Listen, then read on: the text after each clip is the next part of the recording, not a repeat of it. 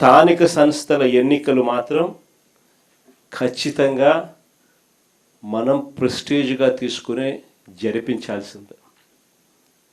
ఇది ప్రతి ఒక్క క్యాండిడేట్కు చాలా ఖచ్చితంగా చెప్తా ఉన్నా. చంద్రబాబు నాయుడు అనే వ్యక్తి ఎన్ని కుట్రలు పన్నినా, ప్రజాస్వామ్యాన్ని కూనీ చేస్తూ ఎన్ని ఇబ్బందులు పెట్టినా, స్థానిక సంస్థల ఎన్నికల్లో ప్రతి కార్యకర్తకు మనం తోడుగా ఉండాలి అని మాత్రం ఖచ్చితంగా చెప్తా ఉన్నా. నేను మాత్రం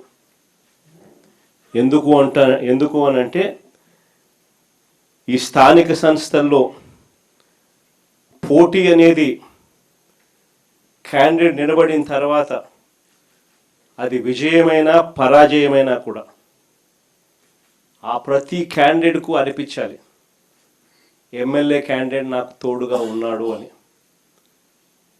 ఆ పరాజయమైనా కూడా ఆ ప్రతి ఎమ్మెల్యే క్యాండిడేట్ నాకు అండగా నిలబడ్డాడు.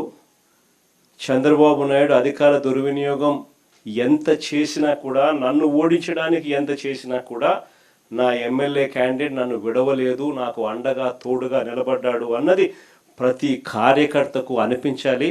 ఆ విధంగా మీరు కార్యకర్తల మనసులు గెలుచుకునే కార్యక్రమం ఈ ఎన్నికల ద్వారా జరగాలి.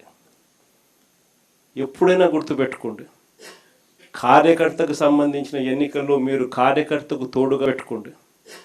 కార్యకర్తకు సంబంధించిన ఎన్నికల్లో మీరు కార్యకర్తకు తోడుగా ఉంటే రేపొద్దున మీ ఎన్నికల్లో అదే కార్యకర్తలు మీకు తోడుగా ఉంటారు అన్నది మాత్రం ఎవరూ మర్చిపోవద్దండి.